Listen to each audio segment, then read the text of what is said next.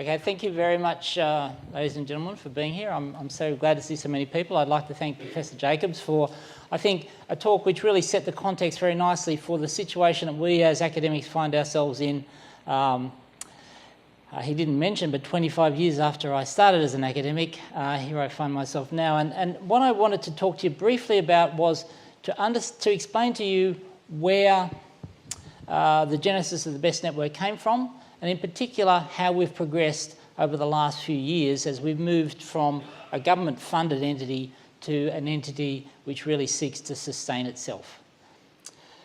You've seen these things many times. I'm not going to dwell on them, but I wanted to reflect on the idea that Professor Jacobs mentioned already, that there are enormous opportunities in terms of collaboration, and there are enormous opportunities in terms of delivering the biomedical knowledge that Australians have to not only future students but right across the world. And really, when I started the BEST network, it was with that in mind, to harness the knowledge, the cleverness that we have as a group and make it available more efficiently to everyone.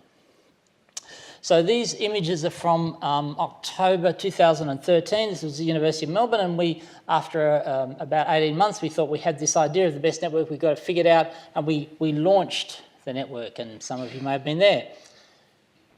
Out of that meeting, a number of issues arose that were really important, and we probably didn't quite have the answers to them that we needed to have. And what I want to do in the next 10 minutes or so is to just touch on how far we've progressed in relation to these key questions, particularly around sustaining the network and how we can move forward in a practical and sustainable way.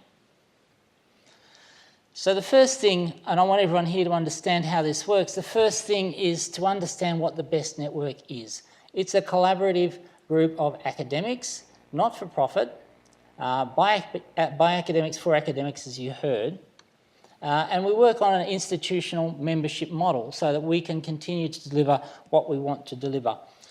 Here's the BEST network in the middle here. Institutional members, your universities, your professional organisations sign up and pay membership fees to the network. Those fees, some of those fees go to Smart Sparrow, who are our technology provider, to operate the network. So I'm an academic, I don't run the operational aspects of the network. I ask people who know what they're doing to do that. Part of that money goes to license the adaptive e-learning platform, which is proprietary technology of Smart Sparrow, and allows everyone in the network to use that platform should they choose to do so.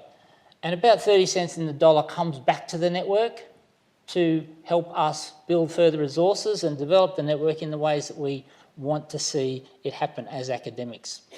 So there's a very symbiotic relationship between the network and Smart Sparrow, but importantly, academics over here provide the strategy, the budget allocations, and obviously we deliver the pedagogy and the resources that make the network happen.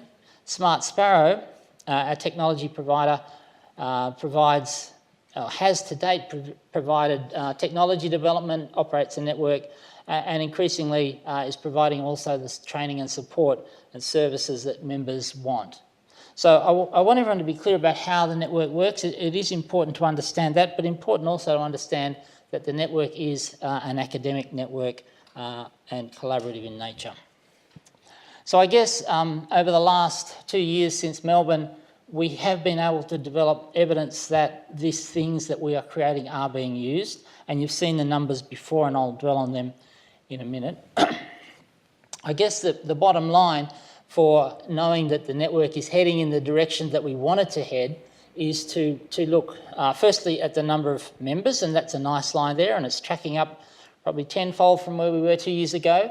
It is important to say that to be a member of the network, you can just join up, it's free, so it's not like a high barrier there.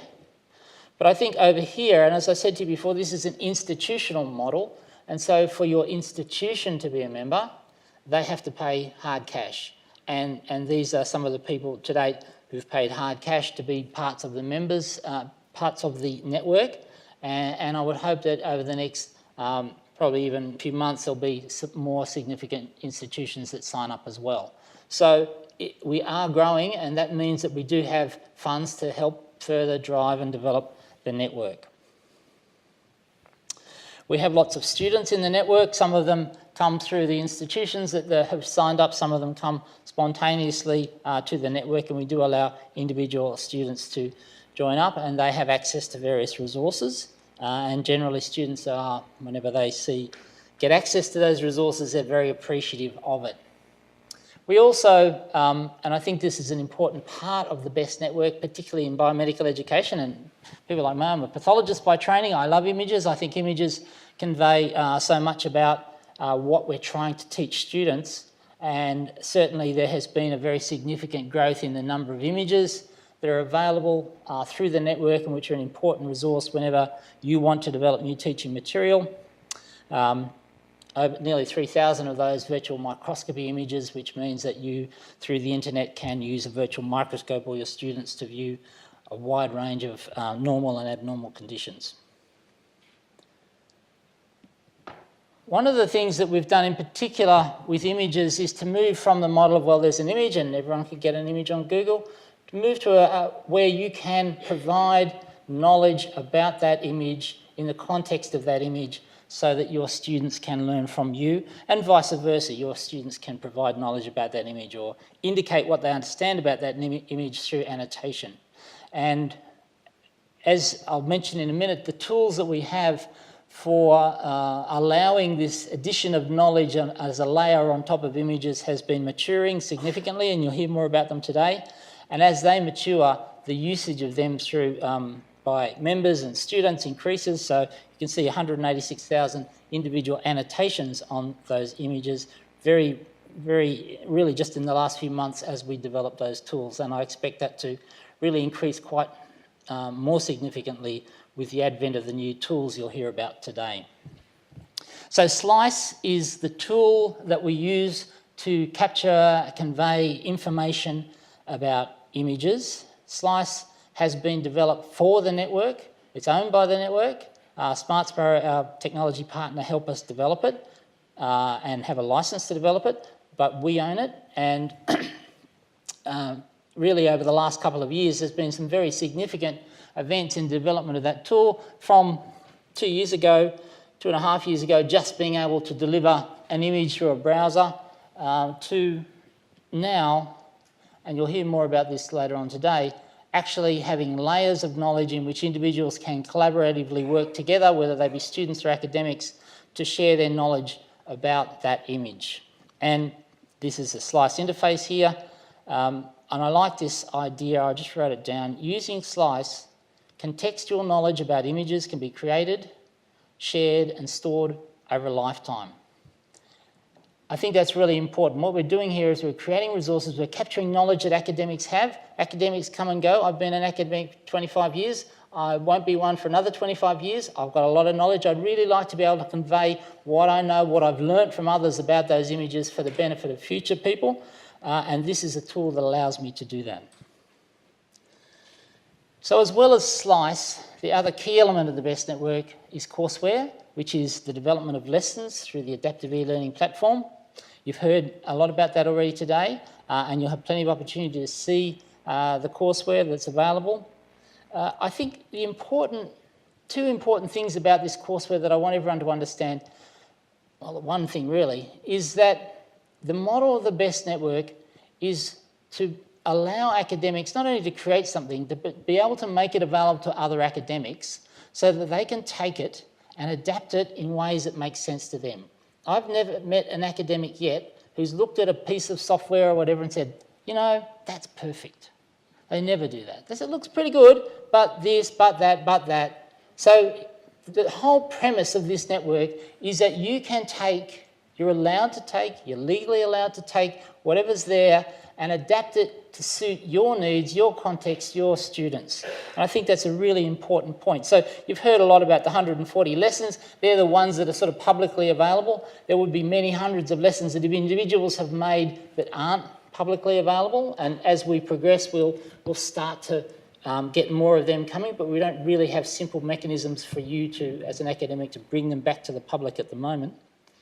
But the important point here, this 955 adapts, means that 55 times another academic has taken that tutorial or lesson and brought it to their own space. They may have just kept it there and fiddled around with it or taken it apart to see how that person made that happen, or they may have changed it and provided it to their students for their own context.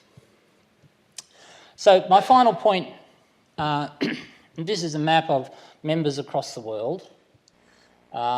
BEST is about academics, and as our footprint grows and our membership grows, we get more and more academics from right across the world who're starting to use the platform. And I've come to see this platform, and Professor Jacobs mentioned this in his talk, I've come to see this as an academic crowdsourcing platform. And by that I mean it is about academics. It's not necessarily about students. Its focus is on academics.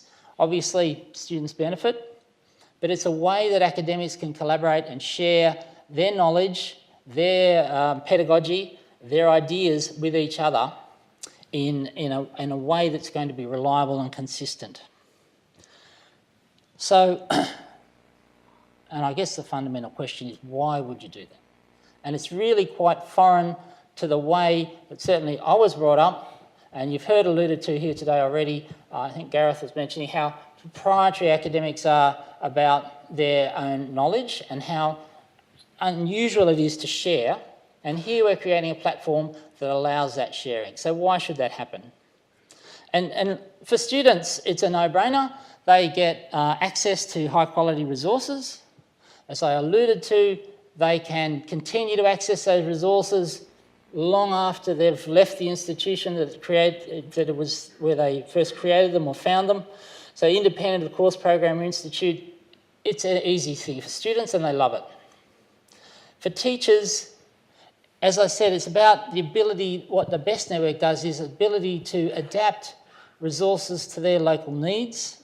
And I think there's a few other important things about the network that are important for academics. It is a collaborative network.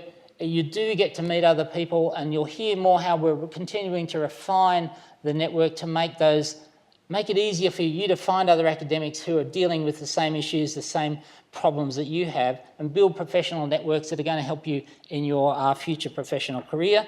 And obviously, teachers find that it will help their students to learn better, and therefore they like it. Teachers, not a problem. The teacher's problem is that they like the idea, it's just a time issue and how to manage that. And then there's the institution. And if you ask the teachers would say, well, the institutions won't like it. I think it's great to have a Vice-Chancellor here today talking about the need for collaboration and sharing. And it's great. And I think if the BEST Network's contributed to having the VC from UNSW here talking in a public space to the Sydney Uni, that's great as well. But for an institution, what the BEST Network offers, I think, is significant savings in the cost of developing resources and technology. And they're real dollars that institutions have to spend to develop and deliver, particularly online tools, and that's what we can offer. I would argue, and we have a pretty short life so far, 2 years really in the business of providing a platform, but to date, flexible, sustainable, reliable, and that's very important to universities. And I think most importantly, I would argue that the BEST Network will help institutions ensure that their teachers can teach better, which is what they really want. Thank you very much.